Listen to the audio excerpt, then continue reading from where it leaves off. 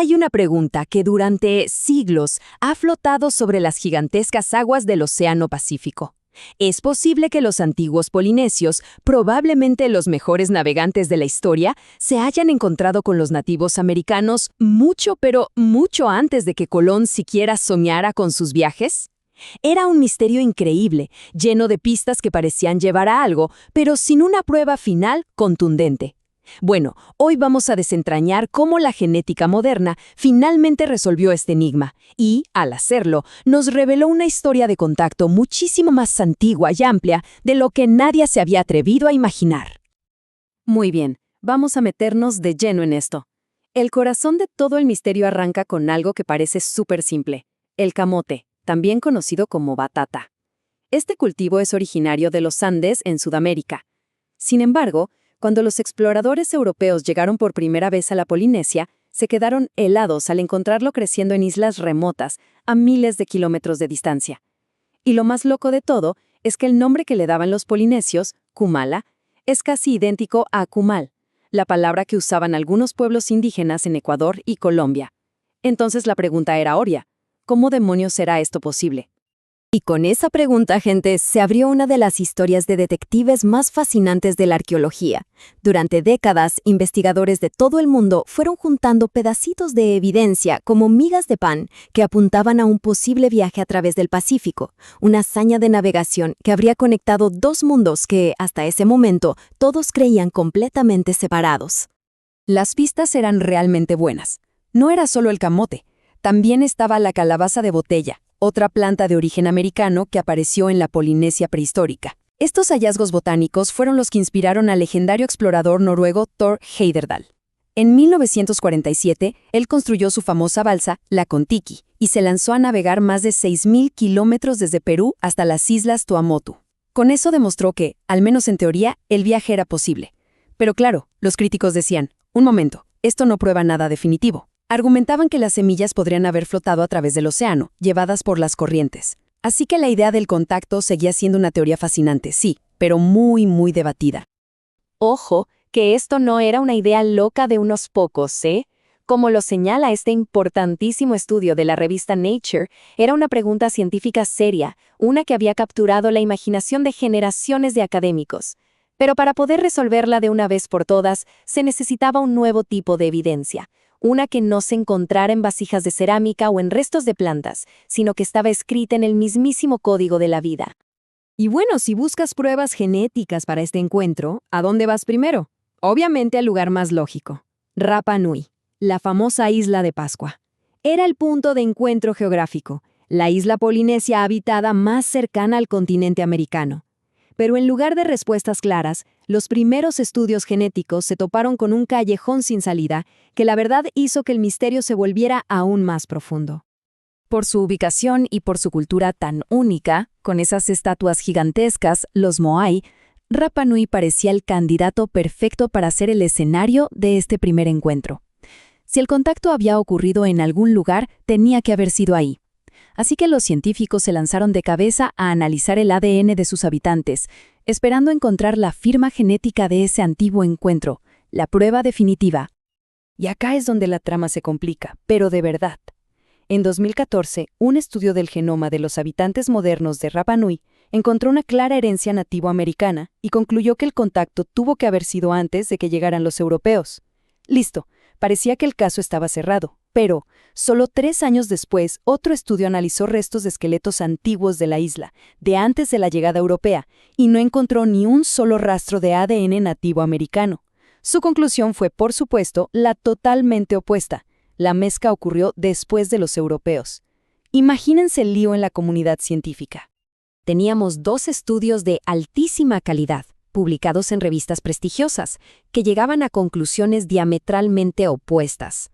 Entonces, ¿qué hacemos? ¿A quién le creemos?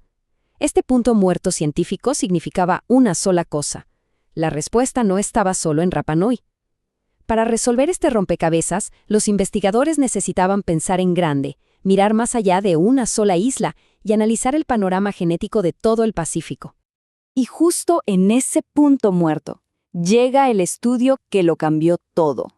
Un equipo internacional de científicos se embarcó en el análisis genético más completo que se haya hecho jamás en la región. Su objetivo era clarísimo: encontrar la prueba definitiva, esa señal genética inconfundible de un contacto antiguo, no solo en Rapa Nui, sino a lo largo y ancho de toda la Polinesia. La escala de este nuevo estudio fue de verdad una locura. No analizaron unas pocas muestras, no. Secuenciaron los genomas completos de 807 personas. Y no solo de Rapa Nui, sino de 17 poblaciones de islas distintas, desde las lejanas Islas Cook hasta las Marquesas. Luego, compararon todo eso con 15 grupos nativos americanos de la costa del Pacífico.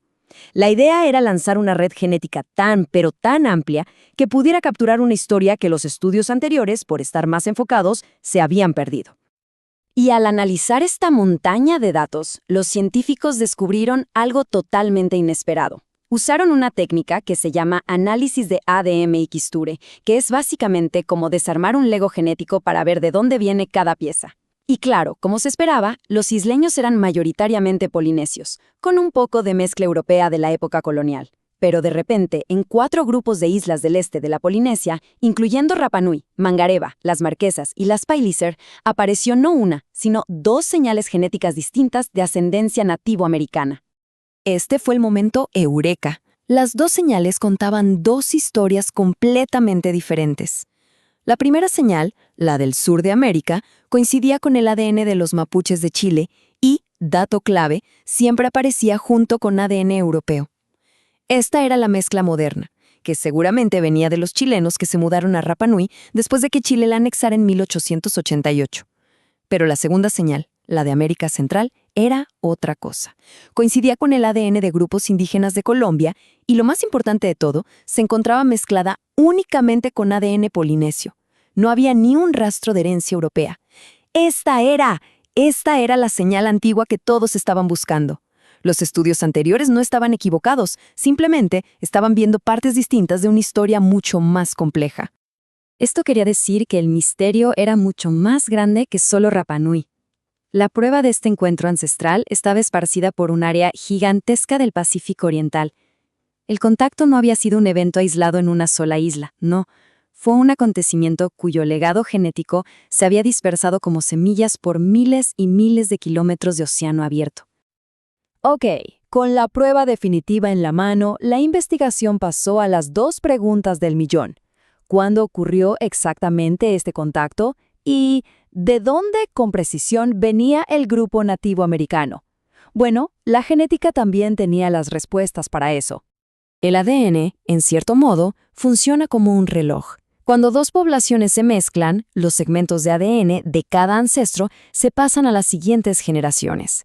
Pero con cada generación, esos segmentos se rompen y se hacen más cortos. Midiendo la longitud de los segmentos de ADN nativo americano en los genomas polinesios, el equipo pudo calcular cuándo ocurrió la mezcla inicial. Y las fechas que encontraron fueron asombrosas.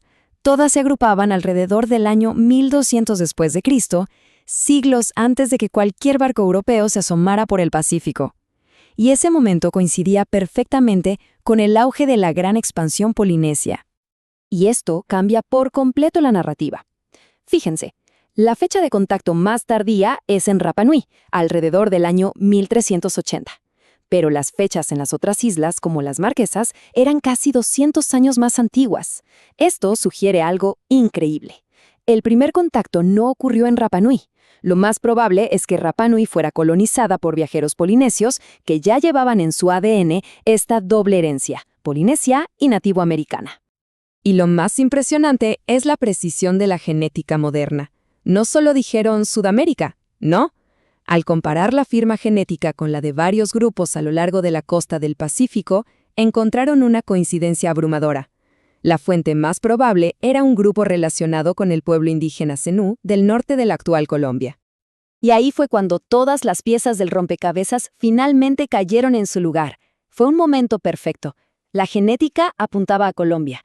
La lingüística conectaba la palabra para camote, Kumala, con esa misma región. La geografía confirmaba que en el norte de Sudamérica tenían la madera de balsa ideal para construir embarcaciones oceánicas. y la oceanografía demostró que los vientos y las corrientes de esa zona habrían empujado a los navegantes desde Ecuador y Colombia directo hacia las Marquesas, justo el lugar donde se encontraron las fechas de contacto más antiguas. Todo encajaba. Entonces, ¿qué significa todo esto? Vamos a alejarnos un poco para ver el cuadro completo y entender cómo este descubrimiento reescribe, de manera fundamental, nuestra comprensión de la historia de una de las mayores hazañas de exploración en la historia de la humanidad. La evidencia genética nos cuenta una nueva historia. No se trata de múltiples encuentros casuales, sino de un único y muy significativo evento de contacto. Alrededor del año 1200, en el corazón de la Polinesia Oriental, muy probablemente en las Marquesas, un grupo de viajeros polinesios se encontró con un grupo de nativos americanos de la región de Colombia, y a partir de ese único evento, sus descendientes, que ahora llevaban la herencia de 2 continentes, continuaron sus épicos viajes. Y a medida que iban poblando nuevas islas, llevaban con ellos este legado genético, esparciéndolo por miles de kilómetros de océano. Así que, para resumir, la historia de la exploración del Pacífico acaba de ser reescrita. El contacto prehistórico ya no es una teoría, es un hecho probado genéticamente. Sabemos que sucedió alrededor del 1200 después de Cristo, que el grupo nativo americano partió de la actual Colombia y que su legado se extendió por toda la región. La fascinante historia de Rapa Nui es en realidad el capítulo final de una saga mucho más grande y antigua. Este increíble trabajo nos demuestra el poder que tiene la genética moderna para funcionar casi como una máquina del tiempo. Al leer las historias escritas en el ADN de las personas que viven hoy, podemos reconstruir eventos que ocurrieron hace casi un milenio, eventos que no dejaron ningún registro escrito, y así revelar capítulos de la historia humana que creíamos perdidos para siempre. Y eso nos deja con una reflexión final. Si una historia tan épica que atraviesa el océano más grande del mundo pudo permanecer oculta a simple vista, codificada en nuestro ADN, ¿qué otras cosas podríamos encontrar?